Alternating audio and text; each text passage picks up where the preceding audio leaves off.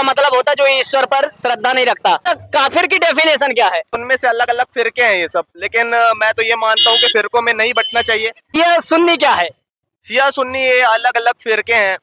मतलब ये फिरका है जिसको बहुत सारे ऐसा बताया गया, हमारे उसमें पहले से ऐसा लिखा है कि यहाँ 72 या 73 फिरके होंगे, तो उनमें से अलग अलग फिरके हैं ये सब। लेकिन मैं तो ये मानता हूँ कि फिरकों में नहीं बंटना चाहिए, एक होके रहना चाहिए। अच्छा, काफिर की डेफिनेशन क्या है? काफिर की डेफिनेशन, अब स्पेसिफिक एक डेफिनेशन तो मेरे को भी नहीं पता है। हाँ।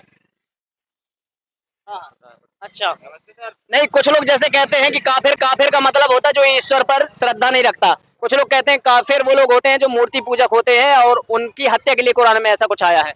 नहीं उनकी, अब ये तो देखिए, अब इतना डेप्थ में तो आप, मैंने भी नहीं पढ़ा है और आपने भी नहीं पढ़ा है। जो पढ़ा है तो मतलब इतना याद नहीं रहेगा। नहीं, मैंने अधिकांशतः कुरान भी पढ़ी है और से बाइबल भी पढ़ी है। हाँ जी, बाइबल में कैसा, बाइबल में भी हाँ आया होगा, बाइबल में ये तो मेरे को नहीं, ये तो देखो किसी को नहीं पता। हाँ यही बात है कि मेरे को किसी का कुछ पता नहीं, क्योंकि मैंने बाइबल तो नहीं पढ़ी है और मेरे को कुरान के बारे में पूरा तो नहीं पता, क्योंकि बहुत बड़ा है कुरान, उसके बारे में याद बहुत सारी चीजें मेरे को पता है, लेकिन बहुत सारी चीजें याद नहीं रहती है ना।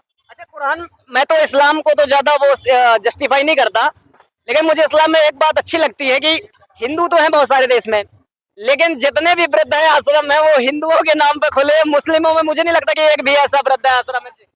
ये बहुत अच्छी चीज है कि मतलब इस्लाम में जो बुजुर्ग होते हैं उनको बाहर नहीं जाने देते। ये मुझे, आप क्या किस दृष्टि से इसको देखते हैं? अब यहाँ तो, अब मैं तो इतना देखो, अब मेरे को तो इंडिया के बारे में ये क्या कहते हैं कि वृद्धाश्रम के बारे में नहीं पता, अगर, लेकिन ये हो सकता है कि यहाँ ज्यादा पॉपुलेशन हिंदू की है शायद इसलिए, या इस्लाम में ऐसा हो सकता है। देखो, क्योंकि किसी कोई धर्म नहीं सिखाता कि अपने माँ बाप को बाहर आप भेजो, क्या बात है। घर से बाहर भेजो, है ना, कोई धर्म नहीं सिखाता ना। नहीं नहीं। अब आप समझ सकते हैं। अच्छा, इस्लाम में जो मुसलमान है तो मुसलमान कहते किसको, कैसे पता चले कि कोई मुसलमान है? क्या टोपी रखने से पता चलेगा कि मुसलमान है कि कुछ इसकी विशेषताएं होनी चाहिए? इसका जवाब हम दे नहीं देंगे, विवाद हो जाएगा। नहीं, विवाद की बात क्या है? जैसे मान लीजिए मैं हिंदू हूँ, चोटी रखने से अगर मैं हिंदू होता तो ये तो कोई भी चोटी रख सकता है। हाँ ये बात तो है, लेकिन मतलब आप व्यूवर्स को क्या कहना चाहेंगे, कटनी की पब्लिक को जो हिंदू मुस्लिम विवाद में, अंतिम अपना ओपिनियन? ये सब छोड़ो, ये सब चीजें मुस्लिम भाई भाई हैं, ये सब करके कोई फायदा नहीं कुछ है। कहते हैं कि मुसलमान आपसी में भाई है, बाकी हिंदू उनके लिए चारा है। तो आप देख सकते हैं साथ में। क्या बात है। बोल रहे हैं। अच्छा, लब जिहाद सुना है आपने? हाँ जी। क्या है लब जिहाद आपके पास? अब जिहाद की डेफिनेशन तो, ये चीज़ तो पता नहीं होगी जिहाद की डेफिनेशन है कि, अगर मैं जिहाद की असली डेफिनेशन आपको बताऊं तो जिहाद की डेफिनेशन, लव और जिहाद ये दो अलग अलग वर्ड हो जाते हैं मेरे हिसाब से।